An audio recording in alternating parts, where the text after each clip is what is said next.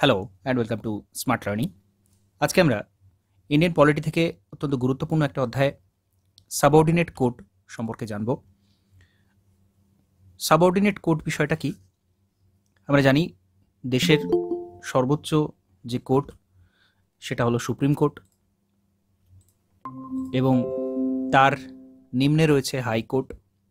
প্রত্যেকটা রাজ্যের জন্য কিছু কিছু রাজ্যের কমন হাইকোর্ট থাকে, আর হাইকোর্টেরও নিচে আরও যে সমস্ত কোর্ট থাকে সেগুলোকে বলা হয় সাবঅর্ডিনেট কোর্ট।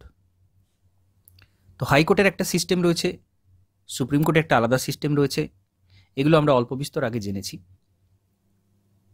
আজকে আমরা সাবঅর্ডিনেট কোর্ট কিভাবে রয়েছে, কতগুলো রয়েছে, কীরকম রয়েছে, তাদের কাজ কীরকম হয়, তাদের অ্যাপয়েন্টমেন্ট কীরকম হয়, এগুলো সম্পর্কে ডিটেলসে জানব।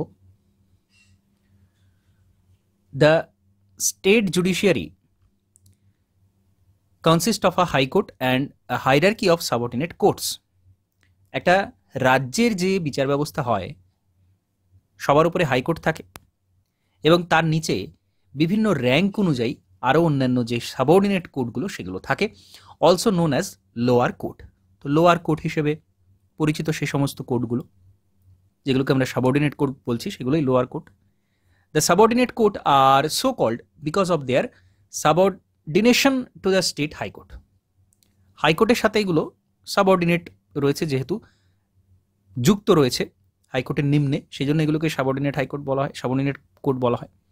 দে function below and under the high court at district and lower level. তাহলে এগুলো হাইকোর্টের সাথেই এরা কাজ করে, এদের কাজটা কিন্তু হাইকোর্টের আন্ডারেই। কেন হাইকোর্টের আন্ডারে বলা হচ্ছে বা কি বিষয়টা, সেটা আমরা আরও যত ভিতরের অংশগুলো জানবো তখনই বুঝতে পারবো হাইকোর্টের সাথে এই সমস্ত সাবঅর্ডিনেট কোর্টের কী ধরনের কানেকশন থাকে সেটা বুঝতে পারবো। তো এখানে বলা হচ্ছে কনস্টিটিউশনাল প্রভিশন প্রথমেই রয়েছে, সাংবিধানিক কি কি বিষয় রয়েছে, সংবিধানিক কোথায় কি বলা রয়েছে। Article 233 to 237 in part 6 of the constitution make the following provision to regulate or organization or subordinate court and to ensure their independence from the executive. তো আর্টিকেল 233 থেকে 237 পর্যন্ত পার্ট 6-এ আমাদের সংবিধানে এই সাবঅর্ডিনেট কোর্টের কথা বলা রয়েছে, এবং এক্সিকিউটিভের থেকে তাদের যে ইন্ডিপেন্ডেন্স সেটার কথাও বলা হয়েছে।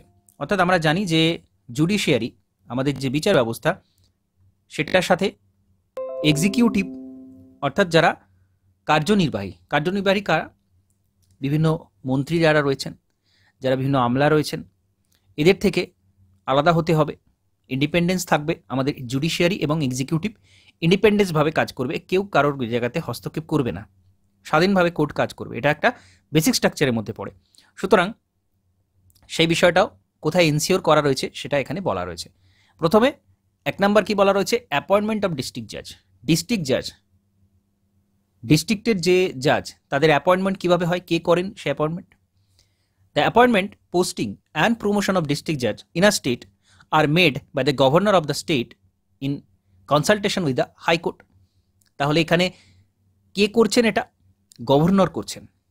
খুব গুরুত্বপূর্ণ পয়েন্ট, আমরা খুব সহজে বলে দিতে পারি সুপ্রিম কোর্টের সময়, হাইকোর্টের সময় বলে দিতে পারি, কিন্তু এই যে সাবঅর্ডিনেট কোর্টগুলো যখন হচ্ছে, এটা কিন্তু গভর্নর অ্যাপয়েন্ট করছেন।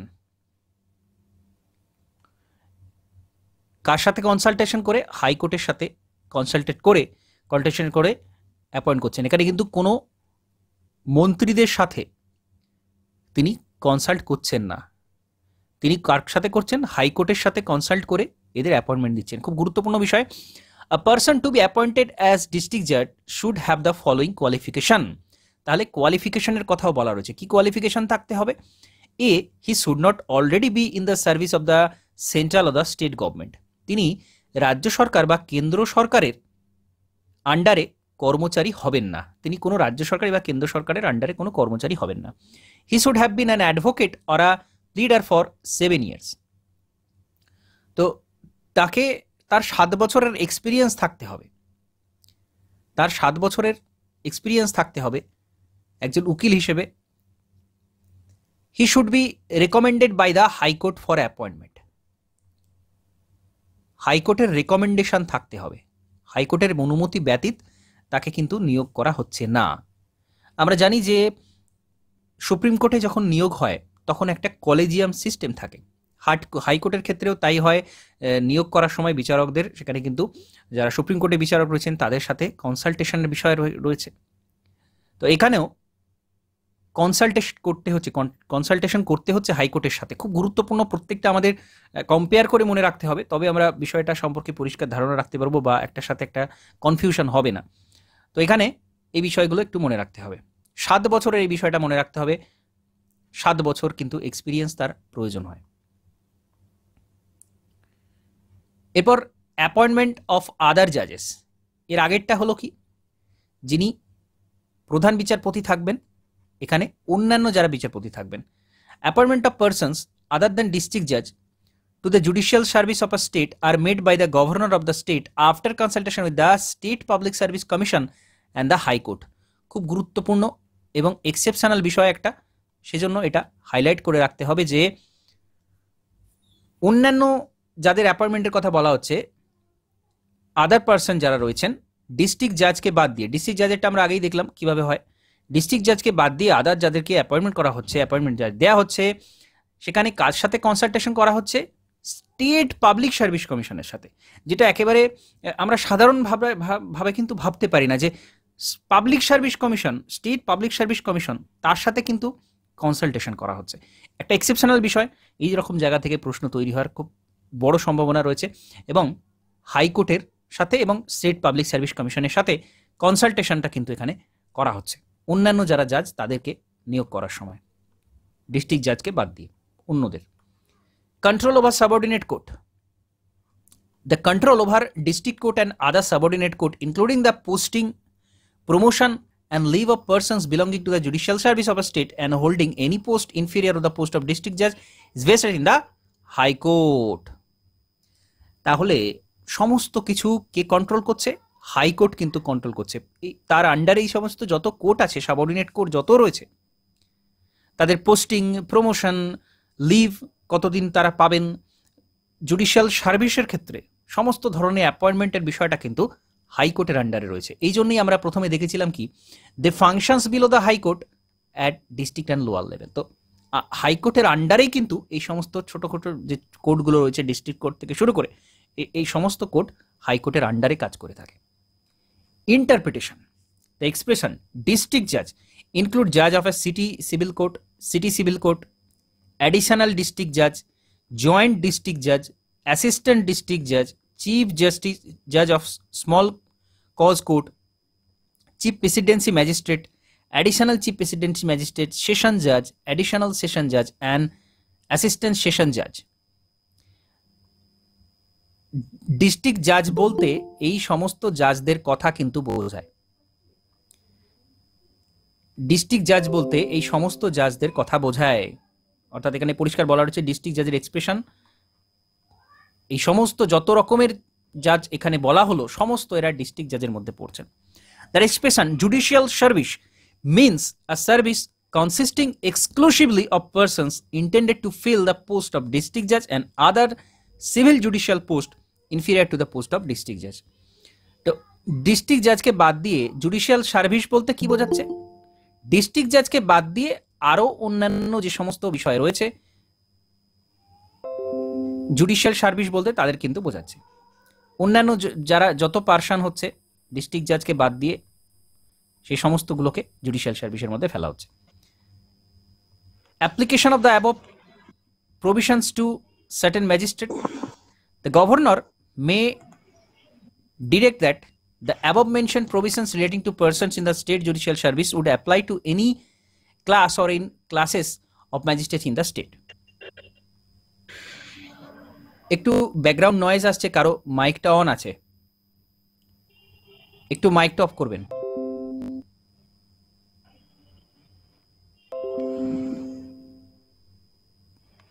একটু মাইকটা অফ করবেন, ব্যাকগ্রাউন্ড নয়েজ আসছে, কারো একটা মাইক অন আছে।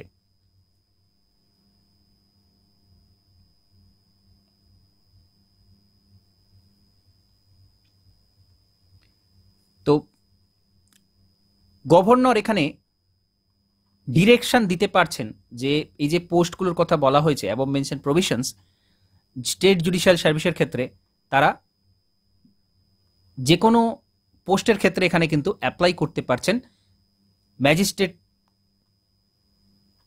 ওই রাজ্যের মধ্যে তারা কিন্তু যে কোনো পজিশনের ক্ষেত্রে তারা অ্যাপ্লাই করতে পারছেন।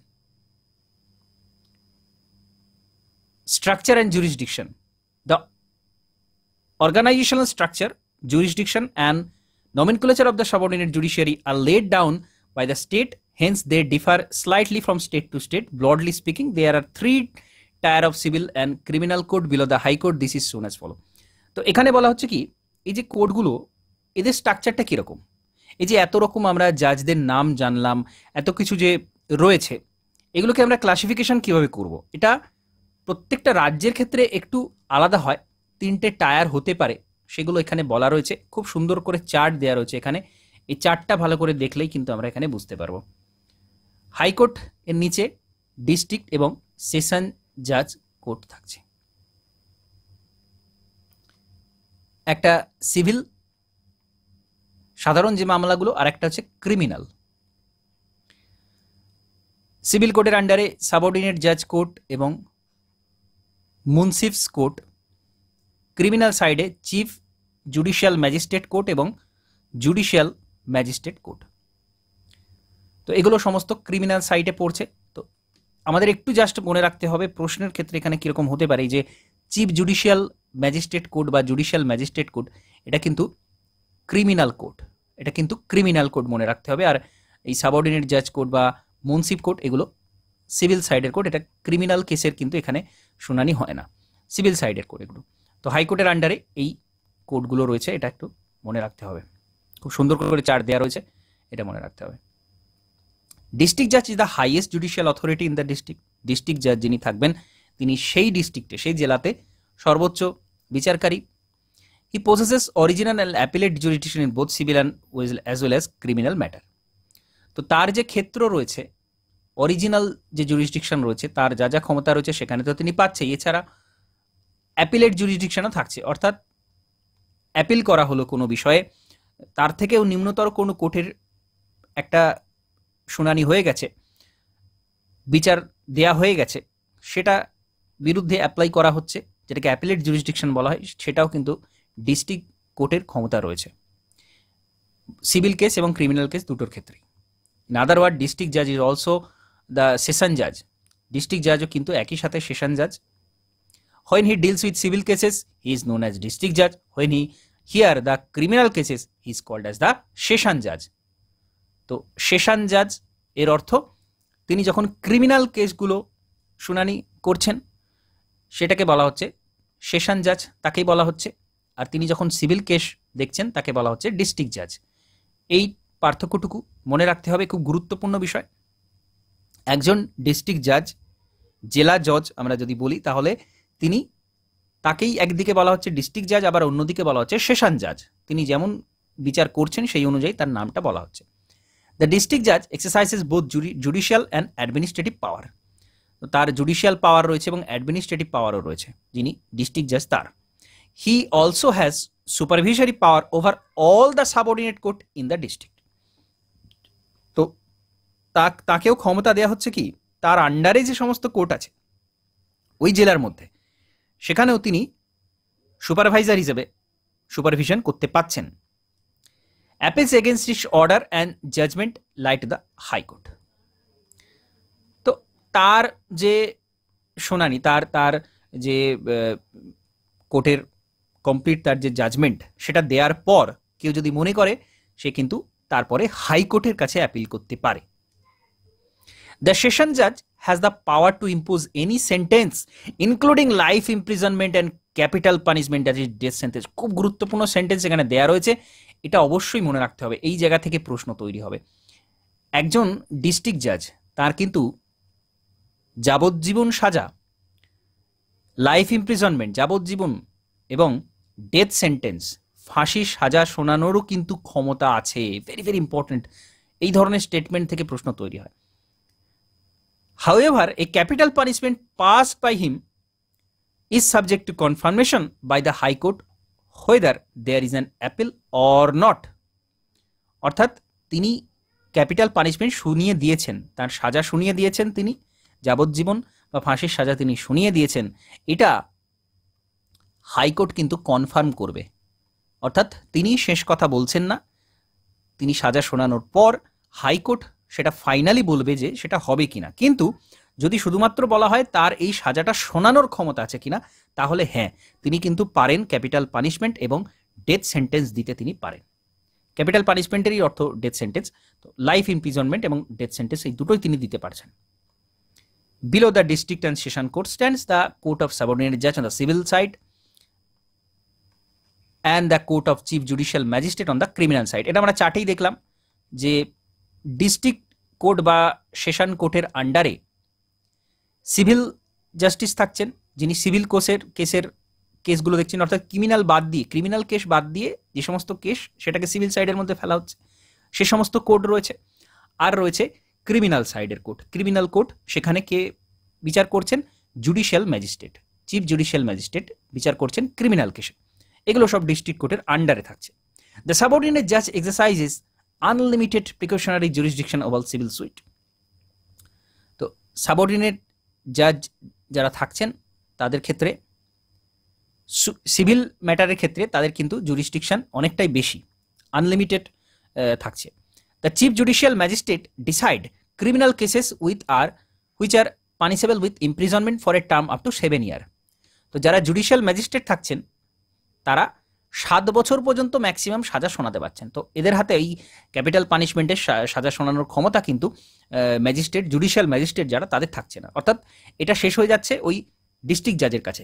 হাইকোর্টের জাজ তারা শোনাতে পারেন, সুপ্রিম কোর্টে তো অবশ্যই পারেন, এবং ডিস্ট্রিক্ট জাজও একেবারে মৃত্যুদণ্ড পর্যন্ত দিতে পারছেন। কিন্তু এই magistrate, judicial magistrate, chief judicial magistrate, তার কাছে কিন্তু 7 বছরের বেশি তিনি সাজা শোনাতে পারছেন না। এই বিষয়টা মনে রাখতে হবে। At the lowest level on the civil side in the court of মুনসিফ and on the criminal side in the court of judicial magistrate। তো সবার নিচে কি থাকছে? এই মুনসিফ থাকছে, যেটা আমরা চার্টে দেখলাম। মুনসিফ অর্থাৎ সিভিল কেস সবচেয়ে ছোট যে কোর্টগুলো সেগুলো মুনসিফ, আর ক্রিমিনাল ক্ষেত্রে court of judicial magistrate. The munsif possesses limited jurisdiction and decides civil cases on small precautionary stake. The judicial magistrate tries criminal cases which are punishable with imprisonment for the term of up to 3 years. তো judicial magistrate অর্থাৎ সবচেয়ে নিম্ন কোর্টগুলো যে থাকছে criminal কেসের ক্ষেত্রে, সেখানে 3 বছর কিন্তু ম্যাক্সিমাম সাজা শোনাতে পারছেন। চিফ জুডিশিয়াল ম্যাজিস্ট্রেট থাকছেন একজন, তিনি 7 বছর, এবং যিনি শুধুমাত্র জুডিশিয়াল ম্যাজিস্ট্রেট তিনি 3 বছর পর্যন্ত সাজাটা শোনাতে পারছেন। In some metropolitan cities there are city civil court. খুব গুরুত্বপূর্ণ স্টেটমেন্ট। মেট্রোপলিটন সিটিতে city civil court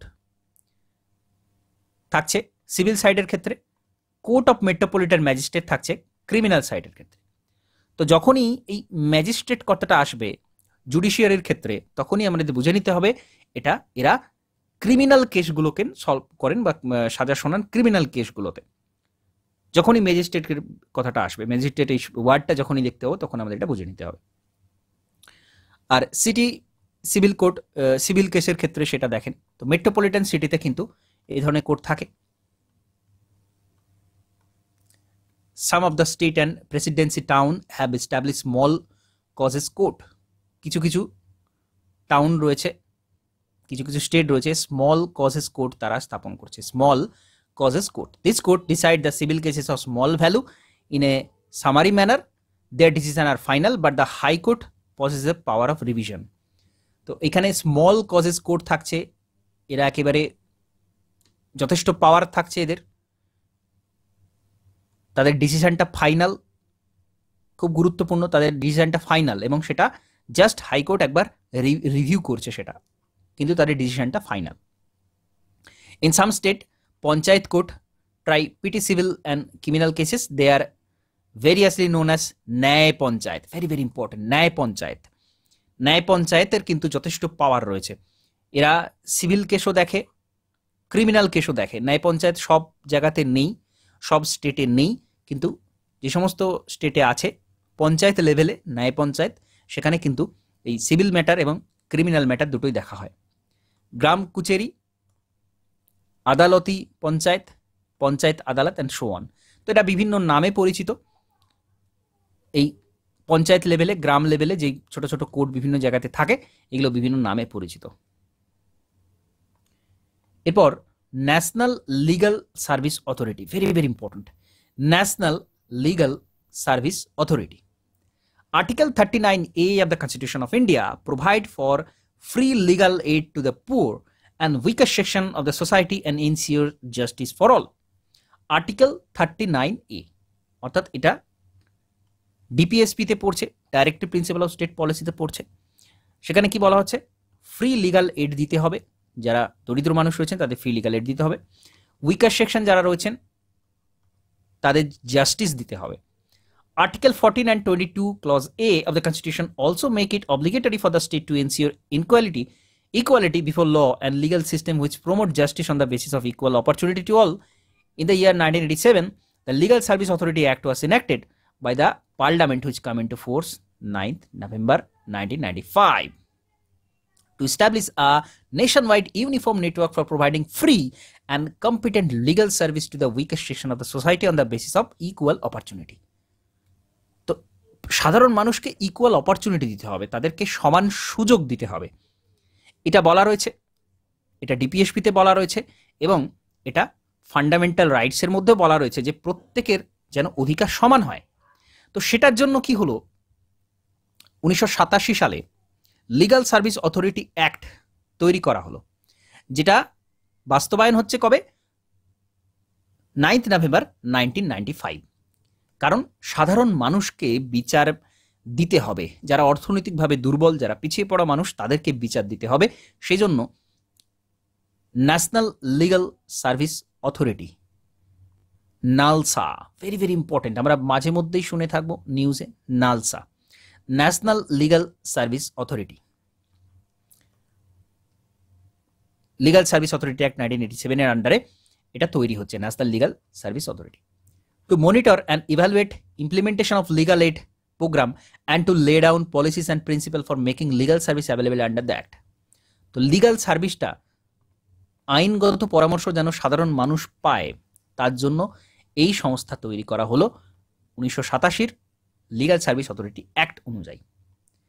In the every state, a state legal service authority and in every high court, a high court legal service committee have been constituted.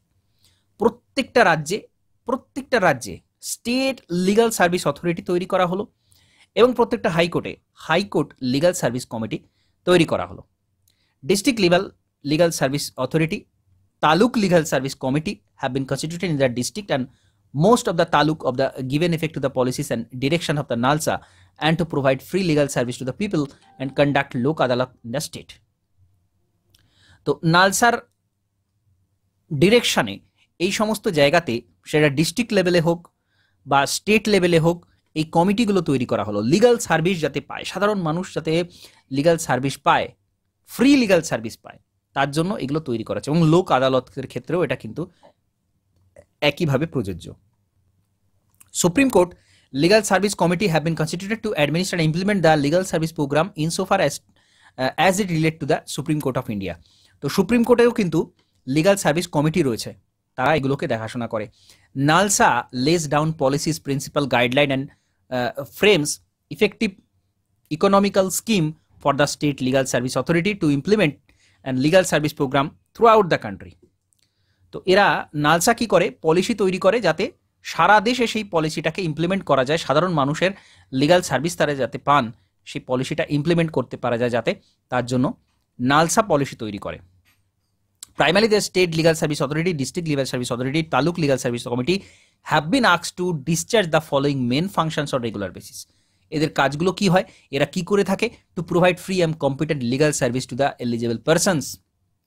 যারা উপযোগী মানুষ, যারা এই সুবিধাটা পাওয়ার যোগ্য, ফ্রিতে লিগাল সার্ভিস পাওয়া, আইনগত পরামর্শ পাওয়া ফ্রিতে, তারা যেন এটা পায়, এটা তারা করে থাকে। টু অর্গানাইজ লোক আদালত for amicable settlement of dispute. তো ডিসপুট সেটেলমেন্টের জন্য দ্বন্দ্ব মেটানোর জন্য লোক আদালত তৈরি করা, এটাও এদের কাজ, লোক আদালত তৈরি করা। To organize legal awareness camps in the rural area, গ্রাম্য অঞ্চলে এই যে সাধারণ মানুষ ফ্রিতে এরকম পেতে পারে, এটা সাধারণ মানুষকে জানানো, এটাও এদের কাজ। তো খুব গুরুত্বপূর্ণ প্রত্যেকটা। আচ্ছা, ফ্রি লিগাল এড বলতে কি বোঝায়? ফ্রি লিগাল সার্ভিস বলতে কি বোঝায়? কি কি সার্ভিস দেওয়া হবে? Payment of court fee, process fee and all other charges payable or incurred in connection with any legal proceeding. যে কোনো আইনগত ব্যবস্থা চালানোর জন্য কোর্ট ফি দেয়া, কোর্টকে যে ফি দিতে হয় সেই কোর্ট ফি, প্রসেস চালানোর জন্য যে ফি দিতে হয়, সমস্ত ধরনের যে চার্জ দিতে হয় সেটা একেবারে ফ্রিতে প্রোভাইড করা হয়। Providing service of lawyer in legal proceeding, যেখানে যেখানে লয়ার প্রয়োজন, উকিল প্রয়োজন হয়, সেটাও কিন্তু ফ্রিতে দেয়া। Obtaining and supply of certificates, copies or orders and other document in legal proceeding, সমস্ত ডকুমেন্টগুলো প্রোভাইড করা। Preparation of appeal paper book including printing and translation of document in legal proceeding, এই সমস্ত কিছু এদেরকে প্রোভাইড করা হচ্ছে। The person eligible for getting free legal service include,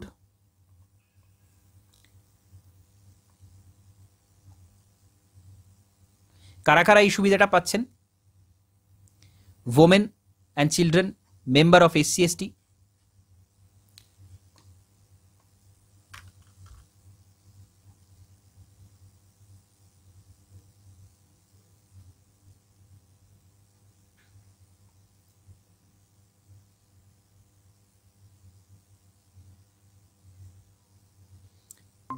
আর কারা রয়েছেন?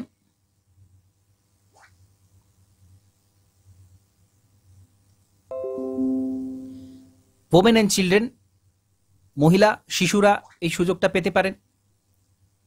আর পারেন যারা SC/ST রয়েছেন, SC/ST কমিউনিটি রয়েছেন, ইন্ডাস্ট্রিয়াল ওয়ার্কম্যান, যারা ইন্ডাস্ট্রিতে মহিলা যারা কাজ করে থাকেন তারা এটা পেতে পারেন। Victim of mass disaster, violence, flood, drought, earthquake, industrial disaster, যে সমস্ত মানুষ প্রাকৃতিক বিভিন্ন দুর্যোগ সামলেছেন তারা এই সুবিধাটা পেতে পারেন। যারা ডিসেবল পারসন রয়েছেন তারা পাবেন। পারসন ইন কাস্টাডিতে যারা রয়েছেন তারা পাবেন। Person whose annual income does not exceed ₹1 lakh, annual income যাদের 1 লাখের কম তারা। Supreme court service committee the limit ₹1,25,000, supreme court legal সার্ভিসের যে লিমিটটা সেটা হলো এটা। Victim of trafficking human being or beggar, তো যাদেরকে পাচার করে দেওয়া হয় বা যাদেরকে বেগার খাটানো হয় সেই সমস্ত মানুষও কিন্তু এই ফ্রিতে সমস্ত কিছু পাওয়া, সমস্ত ধরনের একটা কোর্টে একটা কেস চালাতে গেলে যা যা সুবিধা প্রয়োজন হয় সব কিছু তাদের ফ্রিতে প্রোভাইড করা, এটা কিন্তু এই সমস্ত মানুষ, এই সমস্ত প্রান্তিক মানুষ তারা পাবেন। এটা কিন্তু নালসা করে থাকে বিভিন্ন যে কমিটিগুলো রয়েছে ডিস্ট্রিক্ট লেভেলে, স্টেট লেভেলে এবং কোর্ট লেভেলে, যেসব কমিটি তাদের মাধ্যমে এদেরকে ফ্রিতে এইগুলো প্রোভাইড করা হয়। তো খুব গুরুত্বপূর্ণ বিষয়। এরপর আমরা লোক আদালত টার্মটা দেখেছি, এসেছে লোক আদালত। লোক আদালত কি সেটা জানবো। লোক আদালত is a forum where the cases or disputes which are pending in a court or which are at pre-litigation stage not yet brought before a court are compromised or settled in a amicable manner। তাহলে লোক আদালতটা কি? এখানে dispute settle করা হচ্ছে। এটা basically আদালতে যে জিনিসটা হয় সেই জিনিসটা হচ্ছে না এখানে। তার আগেই দ্বন্দ্বটাকে, যাদের মধ্যে সমস্যা, নেগোসিয়েশনের মাধ্যমে এটাকে মিটিয়ে দেওয়া হচ্ছে। এটাই হচ্ছে লোক আদালত। যেটা কোর্টে পেন্ডিং থাকতে পারে বা কোর্টে তোলা হয়নি, সেটা সেরকম বিষয়, সেরকম দ্বন্দ্ব, সেরকম ডিসপুটগুলোকে এই লোক আদালতের মাধ্যমে মিটিয়ে নেওয়া হয়। এর মানেটা কি? The Supreme Court has explained the meaning of the institution of লোক আদালত in the following way। লোক আদালত বিষয়টা কি সুপ্রিম কোর্ট সেটা ব্যাখ্যা করেছে। The Lok Adalat is an old form of adjudicating system prevailed in ancient India and its validity has not been taken away even in the modern days too। The word Lok Adalat means people's court। This system is based on Gandhian principle। It is one of the component of alternative dispute resolution system as the Indian court are overburdened with the backlog of cases and the regular court are to decide the cases involving a lengthy, expensive and tedious procedure, the court takes years together to settle even petty cases. Lok Adalat therefore provide alternative resolution or device for expeditious and inexpensive justice. তাহলে লোক আদালত বিষয়টা কি? এটা একেবারে ভারতে প্রাচীনকাল থেকে চলে আসছে এই বিষয়টা, যেটা গান্ধিয়ান প্রিন্সিপালও এই কথাটা বলে, যেটাকে আমরা বলছি অল্টারনেটিভ ডিসপিউট রিজলিউশন, অর্থাৎ বিকল্প একটা ব্যবস্থা। কোর্ট ঠিক কোর্ট বিষয়টা নয়, তার একটা বিকল্প ব্যবস্থা যেখানে ডিসপুটটাকে মিটিয়ে ফেলা হচ্ছে, দ্বন্দ্বটাকে, সমস্যাটাকে মিটিয়ে ফেলা হচ্ছে, সেই বিষয়টাই হচ্ছে লোক আদালত। In Lok Adalat proceeding there are no victors and vanquished and thus no rancor. The experiment of Lok Adalat as an alternate mode of dispute settlement has come to be accepted to India as a viable, economic, efficient and informal one. তো এটা একটা informal court, formal কোর্টের মতো নয়, আমরা বুঝতেই পারছি, কারণ এখানে জাজ কেউ থাকছেন না, জাস্ট নেগোসিয়েশনের মাধ্যমে দুজন মানুষের যে সমস্যা সেটাকে এখানে মেটানো হচ্ছে। এবং এটা যেহেতু মানে কোর্টে প্রচুর কেস পেন্ডিং থাকে, নানান সেগুলো দীর্ঘদিন ধরে পেন্ডিং রয়েছে, প্রচুর অর্থ ব্যয় হয় সেখানে, তো এখানে একটা অল্টারনেটিভ মেকানিজম যেখানে সমস্যাটাকে মিটিয়ে ফেলা হচ্ছে লোক আদালতের মাধ্যমে। লোক আদালত is another alternative in judicial justice, this is the recent strategy for delivering informal, cheap and expeditious justice to the common man by way of settling dispute which are pending in court and also those which have not yet reached court by negotiation, conciliation and by adopting persuasive, common sense and human approach to problem of the disputants with the assistance of specially trained and experienced member of a team of conciliators. কাদের মাধ্যমে এটা করা হচ্ছে? কিছু experience ব্যক্তি যারা কিনা negotiate করতে পারেন, মধ্যস্থতাকারী কিছু ব্যক্তি থাকছেন, একটা টিম থাকছে মধ্যস্থতাকারী ব্যক্তি, তারা দুজন মানুষের মধ্যে যে সমস্যা সেটাকে আলোচনার মাধ্যমে মিটিয়ে ফেলছেন। যারা কোর্টে যেটা কেস পেন্ডিং আছে এরকম কেসও হয়, আবার যে কেসটা কোর্টে ওঠেনি এখনো পর্যন্ত সেটাও কিন্তু লোক আদালতে এই কিছু ব্যক্তি, একদল ব্যক্তি যারা কিনা এটা মিটিয়ে দেন। ওই দুজন ব্যক্তি যাদের মধ্যে সমস্যা রয়েছে তাদের আর কোর্টে যেতে হচ্ছে না, তারা ওখানেই সমস্যাটাকে সমাধান করে ফেলতে পারছেন। তো এটা অবশ্যই একটা ইনফর্মাল ব্যাপার, ফর্মাল বিষয় নয়, ইনফর্মাল বিষয়। তো এটা খুব গুরুত্বপূর্ণ একটা বিষয় লোক আদালত। লোক আদালতের বিষয় আমরা জানলাম। মূল বিষয় হচ্ছে এখানে কোনো জাজ টাজ থাকছেন না, উকিল থাকছেন না, জাস্ট দুজন ব্যক্তি যাদের মধ্যে সমস্যা, যাদের মধ্যে দ্বন্দ্ব হয়েছে, তারা এখানে যাচ্ছেন এবং এখানে একদল ব্যক্তি যারা এক্সপিরিয়েন্স, একদল ব্যক্তি তারা বিভিন্ন নেগোসিয়েশনের মাধ্যমে দুজনের মধ্যে যে সমস্যা সেটা মিটিয়ে দিচ্ছেন। এটা হচ্ছে লোক আদালত।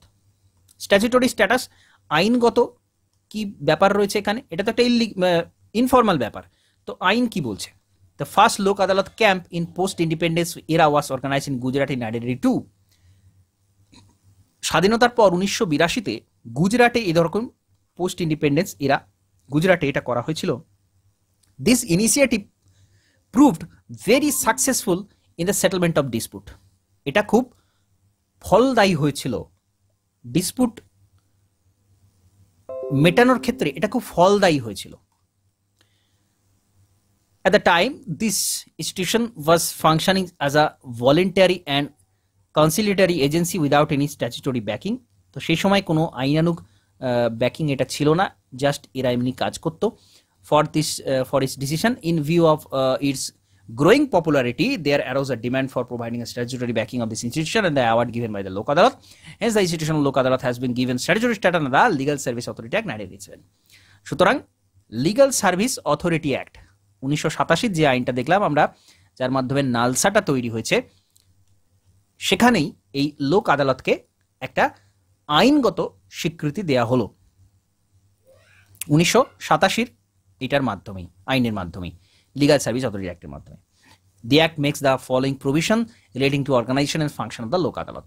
তো এখানে ফাংশনস অনেক কিছু বলা রয়েছে, এখানে এটা গুরুত্বপূর্ণ নয়, আমরা জাস্ট লোক আদালতের ডেফিনেশনটা জানবো এবং কোন আইনের মাধ্যমে এটা এসেছে এটা জানলে আমাদের যথেষ্ট। বেনিফিট, রিজন এগুলো জানার প্রয়োজন নেই। আচ্ছা, 2002-তে একটা অ্যামেন্ডমেন্ট এসেছিল, এটা আমাদের জানতে হবে। লিগাল সার্ভিস অথরিটি অ্যাক্ট যেটা 1987-তে এসেছিল, সেটাকে 2002-তে অ্যামেন্ড করা হচ্ছে to provide for an establishment the permanent Lok Adalat to deal with the cases pertaining to the public utility service. তো এটাকে পার্মানেন্ট করা হচ্ছে, পার্মানেন্ট লোক আদালত আনা হচ্ছে 2002-তে। 1987 আইনটাকে অ্যামেন্ড করা হচ্ছে। কেন এটা করা হয়েছিল কি সেটা মনে রাখার প্রয়োজন নেই, ফিচার্স বা এগুলো প্রয়োজন নেই। এরপর আমরা যেটা জানবো সেটা হচ্ছে ফ্যামিলি কোড। ফ্যামিলি কোড বিষয়টা কি?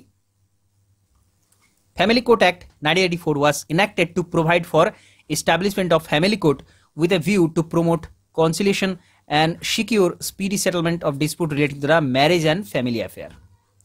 কোন একটা ফ্যামিলিতে যেসব সমস্যাগুলো হয়, ম্যারেজের ক্ষেত্রে ফ্যামিলি অ্যাফেয়ার যেগুলো সমস্যা হয়, তার জন্য আলাদা করে একটা ফ্যামিলি কোড স্থাপন করা হচ্ছে 1984-তে। ফ্যামিলি কোড স্থাপন করা হচ্ছে 1984টা আইনের মাধ্যমে। এটা মনে রাখতে হবে, ফ্যামিলি কোড রয়েছে, তারা এই সমস্ত ফ্যামিলি ম্যাটারগুলোকে তারা দেখে থাকে। এইটুকু জানাই যথেষ্ট, রিজন এগুলো জানার প্রয়োজন নেই।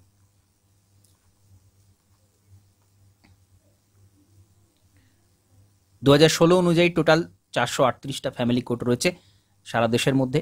স্টেট ওয়াইজ এখানে চার্ট দেওয়া রয়েছে, কোন স্টেটে কী রয়েছে। ওয়েস্ট বেঙ্গলে 2টো সেই সময় 2016 অনুযায়ী। লেটেস্ট এডিশন দেখলে আমরা এগুলো সংখ্যাটা, প্রকৃত সংখ্যাটা জানতে পারবো। আচ্ছা, এরপর খুব গুরুত্বপূর্ণ গ্রাম ন্যায়ালয়। গ্রাম ন্যায়ালয় act 2008 has been enacted to provide for the establishment of Gram Nyalaya at the grassroots level for the purpose of providing access to justice to the citizen and their doorstep, and to ensure that opportunities for securing justice are not denied to any citizen due to social, economic or other disabilities. তো গ্রামে বিচার দেওয়ার জন্য গ্রাম ন্যায়ালয় একটা আইনের মাধ্যমে তৈরি করা হচ্ছে, 2008-এ আসছে এটা। গ্রাম ন্যায়ালয় একেবারে গ্রাসরুট লেভেলে সাধারণ মানুষকে জাস্টিস দেওয়ার জন্য, তাদের সিটিজেনদের জাস্টিস দেওয়ার জন্য, যারা যে কোনোভাবে অর্থনৈতিকভাবে হোক বা দূরবর্তীতার কারণে হোক, যে কোনো কারণে যারা অন্যান্য কোর্টে যেতে পারছেন না, তাদের জন্য এই গ্রাম ন্যায়ালয় কোর্টটা তৈরি হচ্ছে 2008-এ।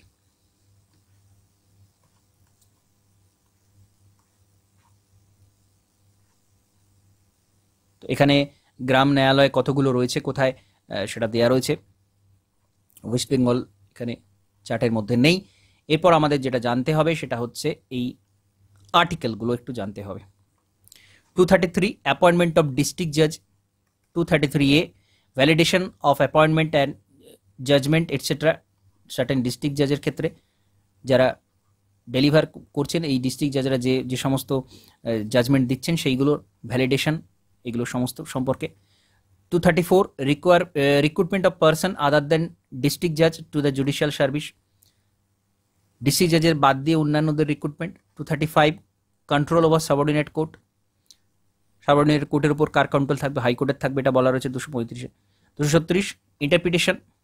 237 application of the provision of the chapter to certain classes of magistrates. তো ম্যাজিস্ট্রেটদের বিষয়ে এটা বলা রয়েছে 237-এর মধ্যে। তো এই ছিল অধ্যায়। ডিফারেন্ট টাইপের যে কোড রয়েছে, আলাদা আলাদা ধরনের যে কোড রয়েছে, সেই কোডগুলো নাম, তাদের বিষয় সম্পর্কে জানা, তাদের ডেফিনেশনটা জানা, কোন আইনে সেই কোডগুলো এসেছিল সেই সম্পর্কে জানা, এবং এই যে স্ট্রাকচার, হাইকোর্টের এই যে স্ট্রাকচার, হাইকোর্টের আন্ডারে এই যে সাবঅর্ডিনেট কোডগুলো রয়েছে, তাদের যে স্ট্রাকচার, সিভিল ক্রিমিনাল কেসে কারা করে থাকেন, এই যে স্ট্রাকচার, এইটা কোন আর্টিকেলে কি রয়েছে, সেই বিষয়গুলো এই অধ্যায়ে মূল বিষয়, সেগুলো আমাদের জানতে হবে। এবং ইন ডিটেলসে এখানে যেহেতু আমরা ডেসক্রিপটিভ রাইটিং করছি না, ডেসক্রিপটিভ রাইটিংয়ের জন্য অন্যান্য বিষয় রয়েছে যেগুলো আমি বাদ দিয়েছি, সেগুলো সব ডেসক্রিপটিভ রাইটিংয়ে লাগে। তো এখানে, এবং এই যে সবচেয়ে গুরুত্বপূর্ণ একটা বিষয়, national legal service authority, national legal service খুব গুরুত্বপূর্ণ। এই অধ্যায়ের সবচেয়ে বেশি গুরুত্বপূর্ণ বিষয় কিন্তু এইটা, ন্যাশনাল লিগ্যাল সার্ভিস অথরিটি। সাধারণ মানুষ যে জাস্টিস পাওয়ার জন্য এই যে বিষয়টা করা হয়েছে, এটা কিন্তু সবসময়তেই গুরুত্বপূর্ণ। যে কোনো একটা সিভিল সার্ভেন্টের দৃষ্টিভঙ্গিতে সবচেয়ে গুরুত্বপূর্ণ একটা বিষয়, সাধারণ মানুষ এই যে জাস্টিস পাচ্ছেন। তো এই বিষয়টা অত্যন্ত গুরুত্বপূর্ণ, এই অধ্যায়ের সব থেকে বেশি গুরুত্বপূর্ণ বিষয়। তো এইভাবে আমরা পুরো অধ্যায়টা এখান থেকে দেখলাম। এবারে কিছু প্রশ্ন করার থাকলে আমি প্রশ্ন করতে বলবো, যদি কিছু প্রশ্ন করার থাকে তাহলে করতে পারেন।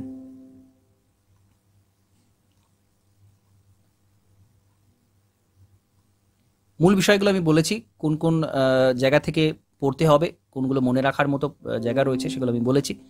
তো এরপরও কিছু প্রশ্ন থাকলে করতে পারেন।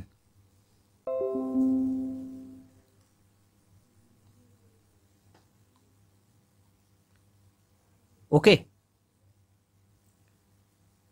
ঠিক আছে, তাহলে এই ক্লাসটা আমি এখানে সমাপ্ত করছি। নমস্কার, ধন্যবাদ।